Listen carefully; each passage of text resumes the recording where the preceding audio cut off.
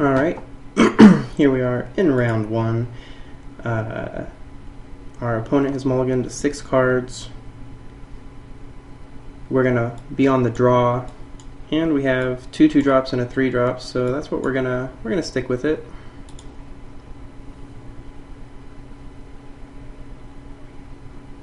And he's gonna stick with 6. So let's see what happens. Alright, well, there's a Dimir Drafter possibly. Alright. Hidden subtext on Gutter Skulk. Play 3, draw 3. So, would like to go ahead and draw a land for sure.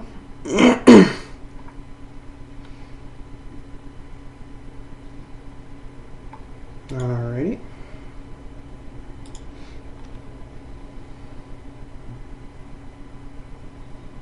Definitely would like to draw a land. There's one. Hooray. Gonna offer the trade. 99% chance he does not take that trade. Don't blame him. I would not take that trade either. Or he will take that trade. Alright, that's great by me and my 17 Gutter Skulk deck. And we're gonna go ahead and play the Denizen. It's better for mana purposes. Next turn, if I draw a land, I can play 2 Gutter Skulks, or an Enforcer, or a Gutter Skulk, and a Death's Approach. I will have some options. Kingpin's Pet is good. Okay, that's an option too. Let's see here. I think I'm just going to go ahead and offer the trade again. Kingpin Pet's real good. Court Street Denizen would be a lot better again if I had some white creatures, but it's alright. Let's get in for our 2 there. And I'll play the Denizen here again. He's not amazing, but if you're going to take all your turn to play a 2/2, you might as well take all your turn and save some, make it so your mana works out better.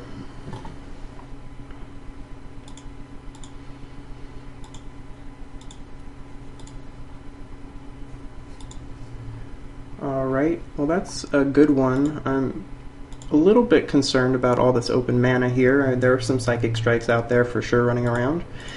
Let's see what happens here. Nothing. So at this point the question is he flooded on land? Does he have a Psychic Strike or some sort of... I mean, if he had removal he might have played it, otherwise he's just passing his turn for nothing. So the question is, do you want to play into Psychic Strike or not? And at this point, I think I have enough gas that I'm going to play the Frontline Medic. If he stays alive, probably in good shape. Even if he doesn't, I have lots of guys. Maybe it's a bad play, but I'm going for it. Alright, well, there you go.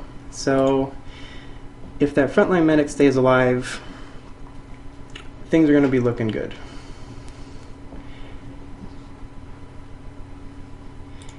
And it looks like possibly he is just flooding out on mana here. So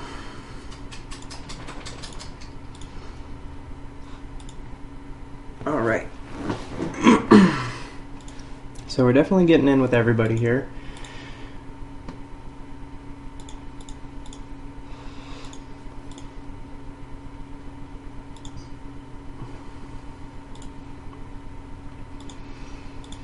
I mean, there's basically 2 real possibilities here. He's flooded out, or he possibly has some sort of merciless eviction, which, you know, it's tough to play around when you haven't seen it. I mean, you want to just commit to your board and win.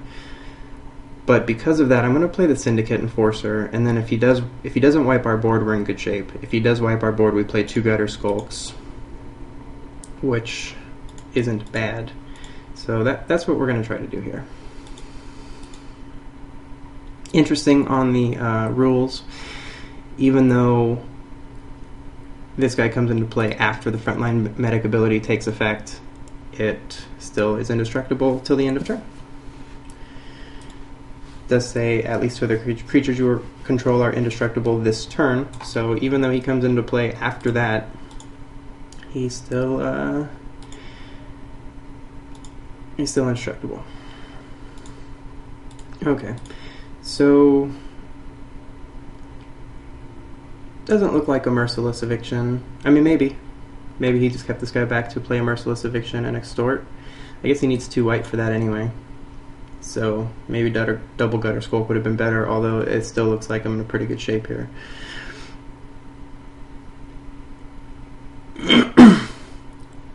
The other possibility is Aetherize.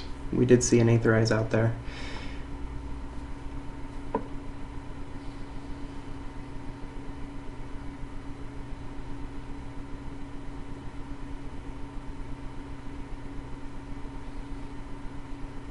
Alright, well, it's not going to be an Aetherize because he doesn't have 4 mana available.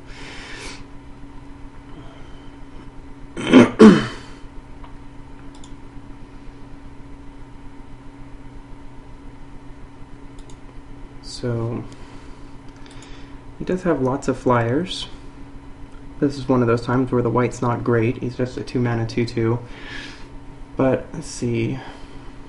What do I want to do here? I could Death's Approach the Throw Parasite.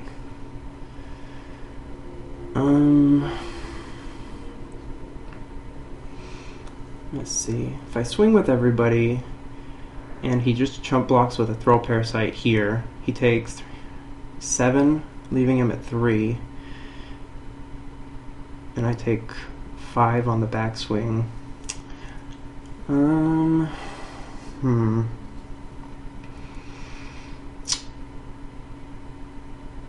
Let's see.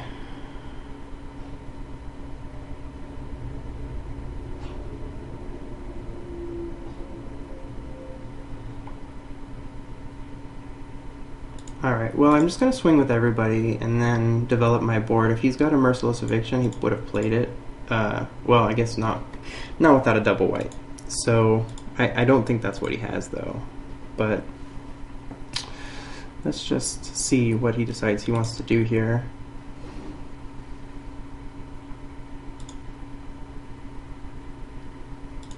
He wants to accidentally pay 2 life rather than wait for his block step. So he's gonna just concede.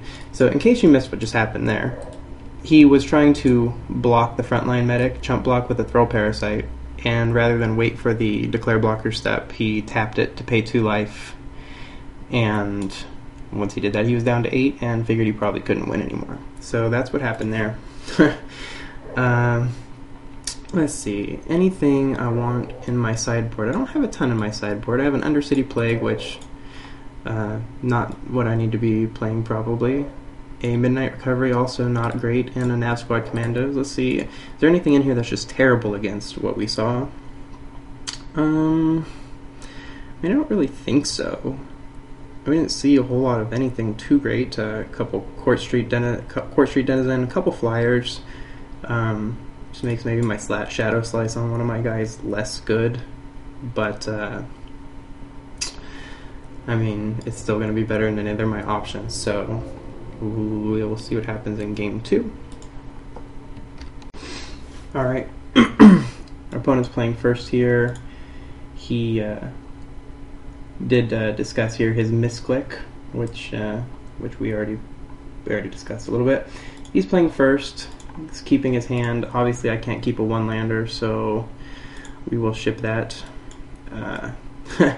It's not amazing for us, since all our cards are black, which means if we draw a Swamp, we're good. If we draw black cards, we're not good. But we do have 2 good cards, so we're going to run this. Frontline Medic, again, as you saw last game, just a sick bomb in this format if it stays alive. And speaking of the Swamp, ask and ye shall receive. So, again, I'd still like to draw 1 more in a turn or 2 here. I can get out my Syndicate Enforcer with my Frontline Medic and just get my beats down.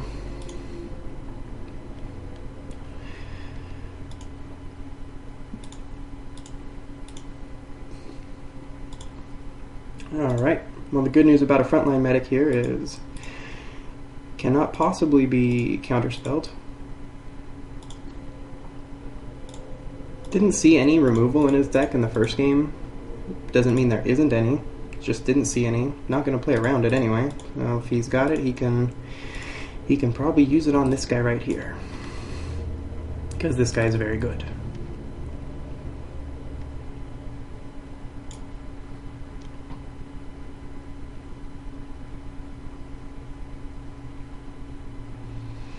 I will say, if this little circle in front of this guy's hand is supposed to be a big shield of protection for the rest of the troops who are now indestructible, it's a pretty small shield of protection. I wouldn't feel super comfortable back there, like this old guy running in right behind him.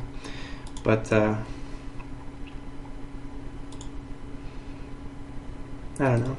The other thing is, if he's got this big shield of protection, why does he need a shield in his hand? I mean, really.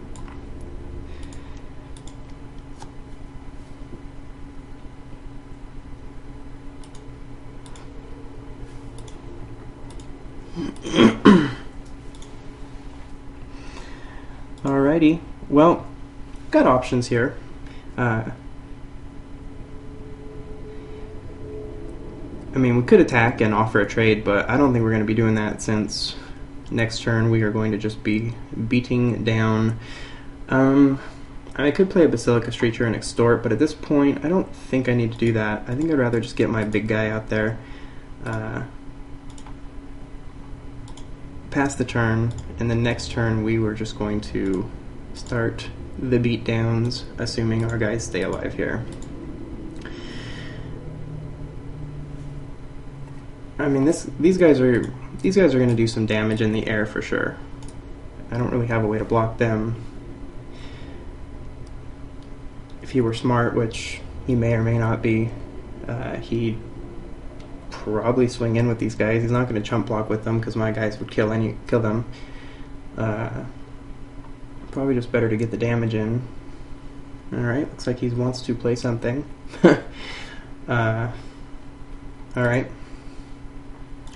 So he's got some flyers. I'm on a 4-turn clock at the moment, less after next turn. Again, he's gonna have to block here at some point, or take lots of damage. But we're gonna get in there now.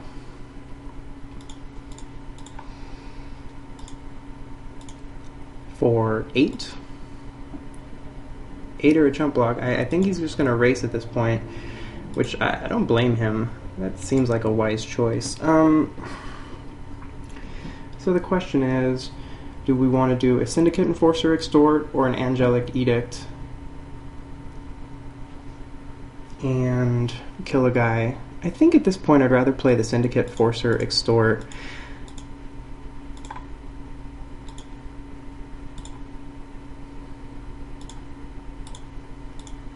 That one life could come in handy. I mean, maybe, maybe not, but more than that, just an extra 3 power on the board. It just, if he doesn't leave a guy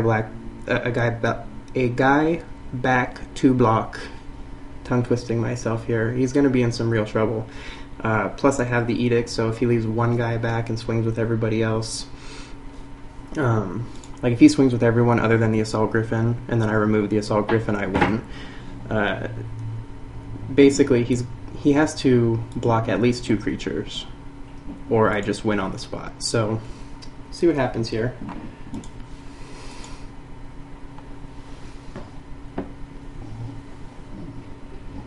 Interestingly, okay, so it looks like we just win.